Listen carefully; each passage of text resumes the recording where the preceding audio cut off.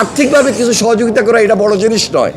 সবচেয়ে বড় জিনিস তারেক রহমান খোঁজ নিয়েছেন। শুধু এই মাইলস্টোন স্কুল অ্যান্ড কলেজের দুর্ঘটনাই নয়, এই দুর্ঘটনার পাশাপাশি যে কোনো জায়গায়, বিশেষ করে বিগত আন্দোলন সংগ্রামে যারা শহীদ হয়েছেন, যারা আহত হয়েছেন, দৃষ্টিশক্তি হারিয়েছেন, পঙ্গুত্ব বরণ করেছেন, আমরা প্রায় সকলের পাশে দাঁড়িয়েছি।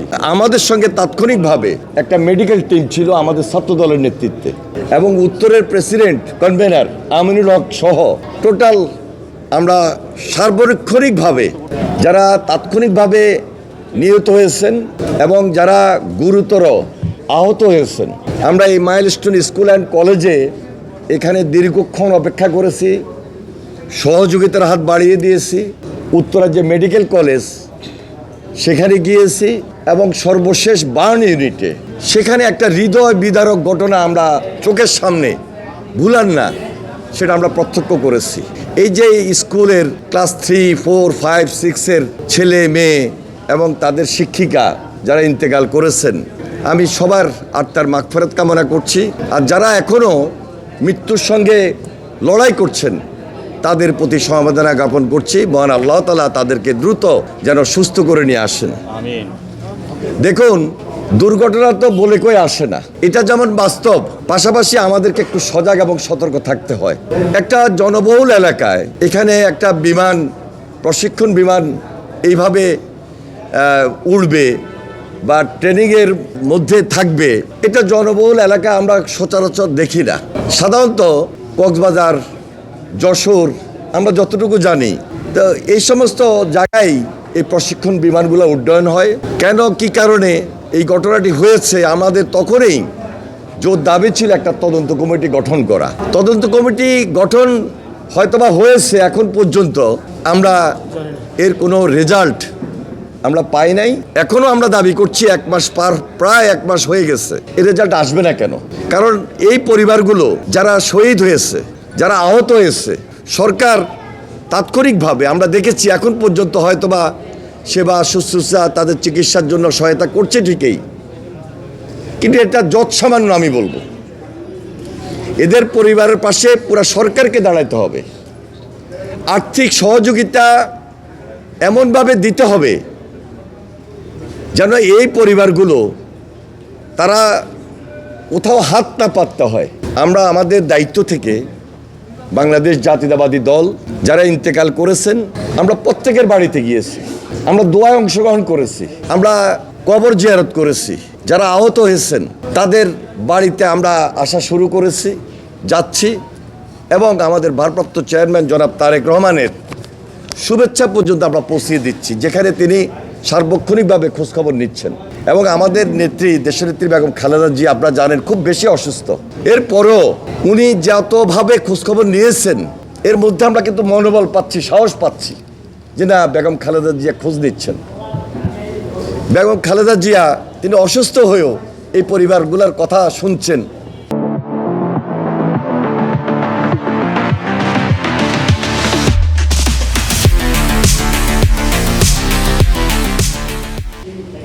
এই যে মানবিক দিক রাজনীতির পাশাপাশি এই যে সামাজিক কিছু করণীয়, এটা বিএনপির এখন নৈতিক দায়িত্ব থেকেই শুধু করি না, আমরা সবাই রাজনীতি করে বলেই মানুষের পাশে দাঁড়ানো, এটাই আমাদের সবচেয়ে বড় দায়িত্ব।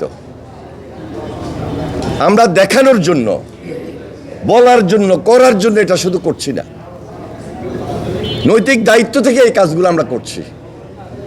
আমরা এই মুহূর্তে আমরা এই দেশের জনগণকে আশ্বস্ত করতে চাই যে এই উত্তরা বিগত আন্দোলন সংগ্রামে কি ধরনের একটা পরিস্থিতির শিকার ছিল। প্রতিদিন হত্যার পর হত্যা করেছে, হেলিকপ্টার থেকে গুলিবর্ষণ করে হত্যা করেছে, পুলিশের গুলি দিয়ে হত্যা করেছে। ছাত্রলীগ যারা হেলমেট বাহিনী ছিল, সন্ত্রাসী বাহিনী ছিল, সেই ফ্যাসিস্টের সরাসরি শেখ হাসিনার নির্দেশে উত্তরা এলাকায় একটা মৃত্যু কূপে পরিণত হয়েছে, একটা ভয়াবহ মৃত্যু নগরীতে পরিণত হয়েছে। তখন ছিল একটা ভয়ঙ্কর শাসন। এই ভয়ঙ্কর শাসন আজকে নাই, হাসিনা পালিয়ে গিয়েছে। আমরা যেদিন 21 তারিখ এখানে আসছিলাম, 22 তারিখ আমি সকালবেলায় দেখি যেখানে এখানে মিছিল হচ্ছে। ফ্যাসিস্টের লোকেরা সাধারণ মানুষের সঙ্গে মিশে গিয়ে একটা মব তৈরি করার চেষ্টা করেছিল, পরিস্থিতিটাকে, পরিবেশটাকে যেন একটা উত্তপ্ত করে একটা নতুন ষড়যন্ত্র করে এই দেশটাকে আবার একটা ভয়াবহ কালো অধ্যায়ের দিকে নিয়ে যায়, অন্ধকারের দিকে নিয়ে যাওয়া যায়। কিন্তু না, আপনারা খুব সতর্ক ছিলেন, আমাদের নেতারা সতর্ক ছিল, সাধারণ মানুষ সতর্ক থাকার কারণে আমার বিশ্বাস এই ষড়যন্ত্র দফে টিকে নাই। তাই আজকে আমার এবং আপনাদের দায়িত্ব হলো এই পরিবারগুলোর পাশে দাঁড়ানো। ইনশাল্লাহ ভারপ্রাপ্ত চেয়ারম্যান জনাব তারেক রহমান, বিএনপি, আমরা বিএনপি পরিবার, তার নির্দেশে, তারেক রহমানের চিন্তা, তারেক রহমানের ধারণা থেকে যে মানবিক সেলটা আমরা গঠন করেছি একটা ফাউন্ডেশনের মাধ্যমে, শুধু এই মাইলস্টোন স্কুল অ্যান্ড কলেজের দুর্ঘটনাই নয়, এই দুর্ঘটনার পাশাপাশি যে কোনো জায়গায়, বিশেষ করে বিগত আন্দোলন সংগ্রামে যারা শহীদ হয়েছেন, যারা আহত হয়েছেন, দৃষ্টিশক্তি হারিয়েছেন, পঙ্গুত্ব বরণ করেছেন, আমরা প্রায় সকলের পাশে দাঁড়িয়েছি। শুধু ঢাকা শহরে নয়, প্রত্যেকটা ডিস্ট্রিক্টে আমরা গিয়েছি, ডিস্ট্রিক্টে গিয়ে আমরা আমাদের হাত বাড়িয়েছি, তাদের পাশে দাঁড়িয়েছি।